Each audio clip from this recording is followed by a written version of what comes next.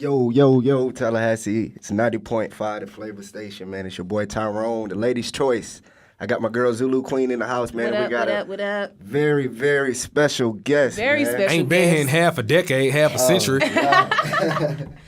The boy Bobby Ray, man. Bobby B.O.B. Ray. in the building, man. Bands. Vibing with the city. What's up, man? Man, we popping with the city tonight, man. Tell the city what you're doing here, Man, look, I ain't been here so long, man. We got to celebrate, man. And so, I'm doing a little show in the parking lot, Status Liquors, man. We turning it up the proper way, man. Nice. It's warm outside.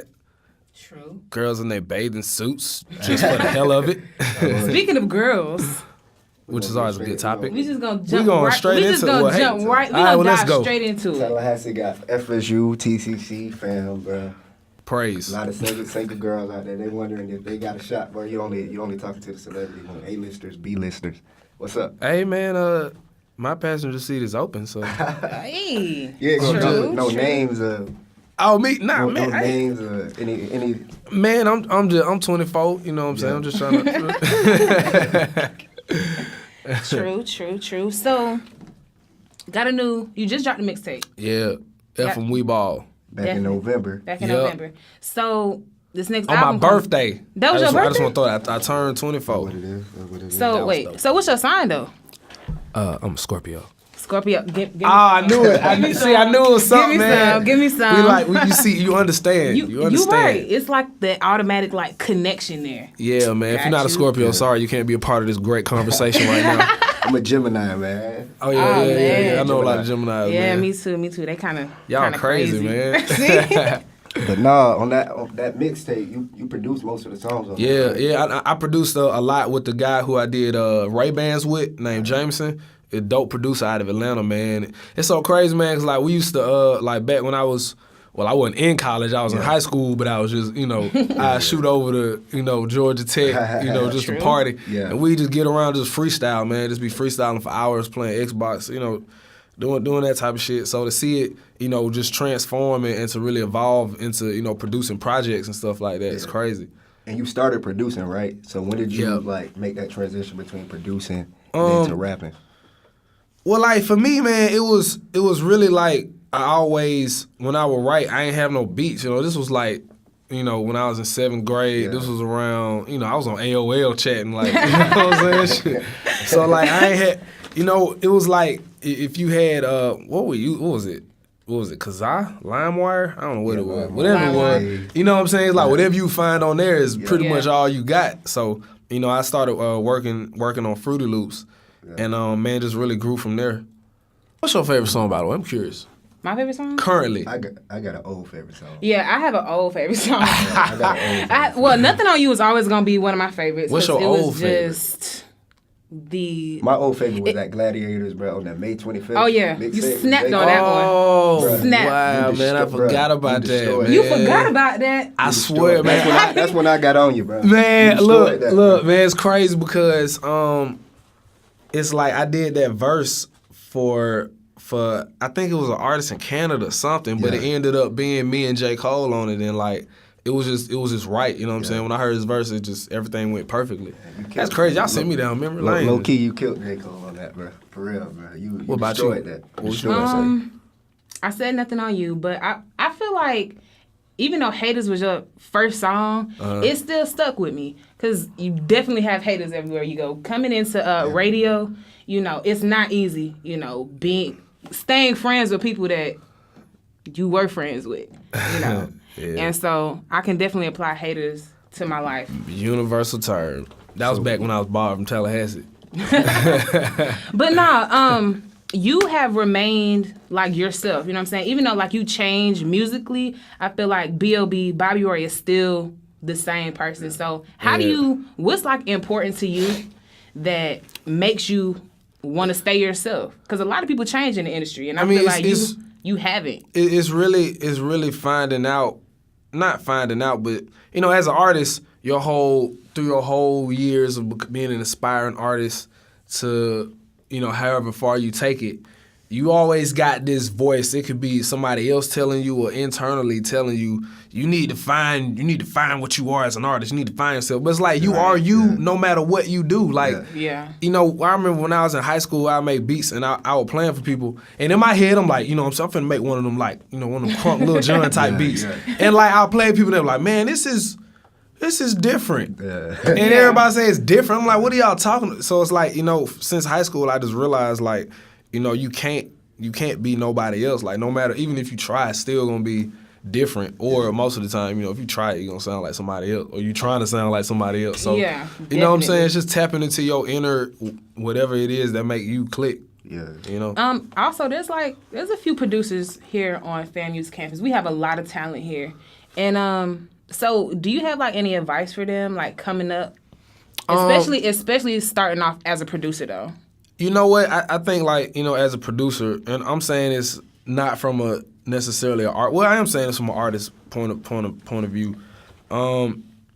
Every now and then, like, when you make, you know, however many beats you make a week, you know how it is. You produce, you make like 10 beats, 3 of them be good. You do a song on one of them. So it's like when you get in that groove and you find a dope style, it's like you want to keep doing it over and over. But you know, don't forget to reinvent yourself. You know what I mean? And like, you know, just keep it moving. You know, once you feel like you mastered a certain type of beat or, you know, a certain type of style or rhythm, you know what I'm saying? Like, keep doing it, but, you know, evolve, you know what I mean? That's the main thing I would say.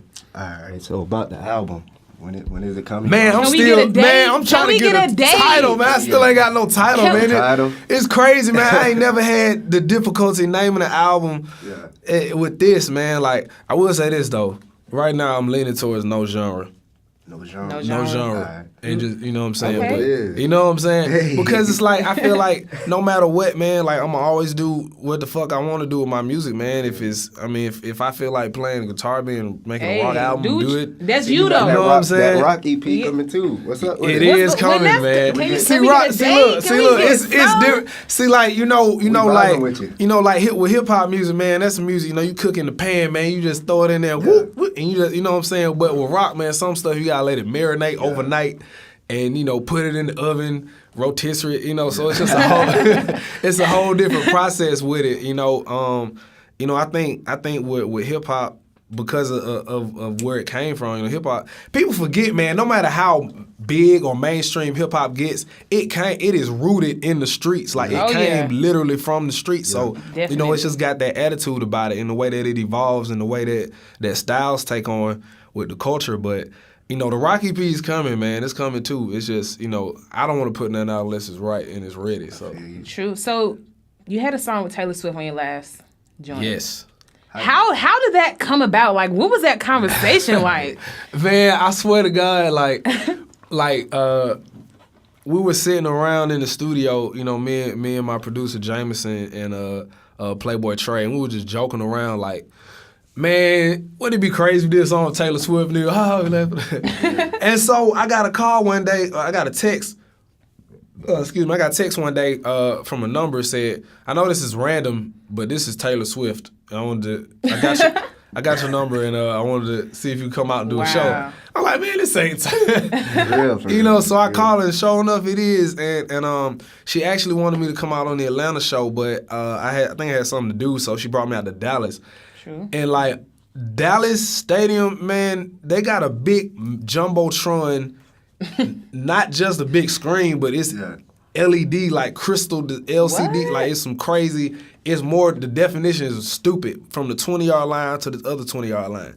Wow. And like, man, we went out there and like I've done arenas before, but when you do arenas with 6-year-old kids and they scream, that's a pitch that you don't hear nowhere else. You gotta cover your ears, man. But it was dope, man. And like at the show, I played her, both of us, man. And like she, you know, I feel like I can listen to a good song, but I can't tell what anybody is gonna like or not. Yeah. So I played it for her, you know, just, you know, hope she'll like it. I really thought she was gonna say, well, you know, leave it in my inbox. Yeah. But she heard it, she was like, yes, I want to do it now. Like I'm down with it. So that's what's up. So you know, it's crazy, man. It came out. That album for me, man, Strange Clouds was crazy because, you know, I really I got a lot of different features like, you know, from Morgan Freeman to Nicki Minaj and all these different types of artists, and I wanted to really make it, you know, make it a show, you know what I'm saying? Nice. So that was a real crazy album for me. So is there anybody else that you really, really like, you dying to work with, that you ain't really worked with yet? Do you get starstruck? Like, man, I don't. It gotta be that really, one artist that you... I ain't looking for. I'm not really looking for nothing, man. If somebody wanna collaborate, then they reach out to you, man. They know. I mean, I don't even. I'm not even saying it from a arrogant point of view, but just like a. Yeah, I mean, everybody. You know, I'm a musician, man. I'm always making music, and everybody who would possibly want to make a song with me knows it's a phone call away. Yeah. And if it's good music, then good music speaks loudest. So, you know. True. So you got The Man and the Martian with Tip. The Man and the Martian. That's the plan that we started. We waiting on it. We trying to get this project done before we. Look, it's like it evolved. It evolved into the Hustle Gang album mixtape GDOD. But it's like we still working on it. But it's just in the process of recording and, you know, working with all the Hustle Gang artists. You know, from Iggy to Chip. Yeah.